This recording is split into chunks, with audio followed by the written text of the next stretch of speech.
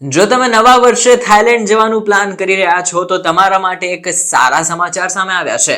હવે ભારતીયો માટે થાઈલેન્ડ જવા માટે ઈ વિઝા સિસ્ટમ લાગુ થવા જઈ રહી છે. નવી દિલ્હી સ્થિત રોયલ થાઈ દૂતાવાસે આ અંગે જાહેરાત કરી દીધી છે કે 1 જાન્યુઆરી 2025 થી ભારતીય પાસપોર્ટ ધારકો માટે થાઈલેન્ડની ઈ વિઝા સિસ્ટમ લાગુ થશે. આની સાથે જ ભારતીય નાગરિકોને 60 દિવસો સુધી વિઝા છૂટનો ફાયદો પહેલાની જેમ મળશે.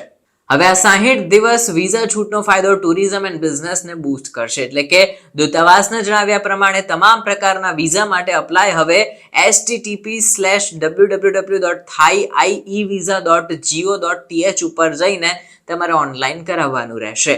અરજકર્તાએ પોતે અથવા પોતાના પ્રતિનિધિના માધ્યમથી અપ્લાય કરી શકાય એવી સહુલિયત આપવામાં આવશે. જો તમે રિપ્રેઝેન્ટેટિવ વિઝા માટે અપ્લાય કરતા સમયે તમારે અડધી જાણકારી મળતી હોય કે તમને કોઈ પ્રોપર જવાબદારી ના ખબર હોય કે કેવી રીતે અપ્લાય કરવું, તો તમારે કોઈ નિષ્ણાતની સલાહ લેવી પડશે.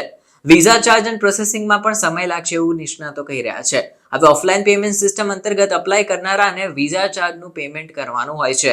આ ચાર્જ કોઈ પણ સ્થિતિમાં રિફંડેબલ હોતા નથી. વિઝા પ્રોસેસિંગમાં અપ્લાય ફી અલોટ થઈ હોય એ તારીખથી 14 વર્કિંગ ડેઝનો સમય લાગતો જ હોય છે.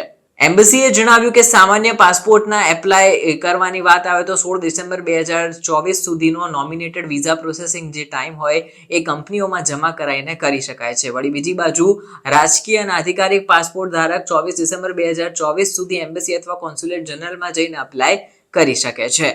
હવે 60 દિવસની જે વિઝા એક્સપેન્શન જે છે તે રેગ્યુલર રૂટીનની જેમ રહેશે. એટલે કે ભારતીય નાગરિકો માટે જે થાઈલેન્ડમાં 60 દિવસ સુધી વિઝા એક્ઝેમ્પશન્સ જારી હતા એ રહેશે. વિઝાની જે છૂટ હતી એ રહેશે. આ સુવિધા ટુરિઝમ અને શોર્ટ ટર્મ બિઝનેસને ટાર્ગેટ કરીને પહોંચી વળવાની હતી અને આ જે હેતુસર હવે થાઈલેન્ડની અંદર ભારતીયો જે છે તેને જવું હોય તો ઈ વિઝાનો પણ એક નવો વિકલ્પ ઉપલબ્ધ રહેશે અને 60 દિવસ સુધીની જે વિઝા છૂટ હતી તે તો રહેશે જ. એટલે કે આનાથી ભારત અને થાઈલેન્ડનું જે ટુરિઝમ જે છે તે બૂસ્ટ થઈ જશે. કારણ કે તમે ગત વર્ષની જ વાત કરો તો લગભગ લાખો ભારતીયો જે છે તે થાઈલેન્ડ ટૂર પર વિઝિટ કરીને આવ્યા હતા. કેટલાક ભારતીયો એવા હતા કે જેમના બિઝનેસ અત્યારે થાઈલેન્ડમાં છે, એટલે કે શોર્ટ ટર્મ નાના બિઝનેસ કરવા માટે પણ તેઓ ત્યાં જાય છે.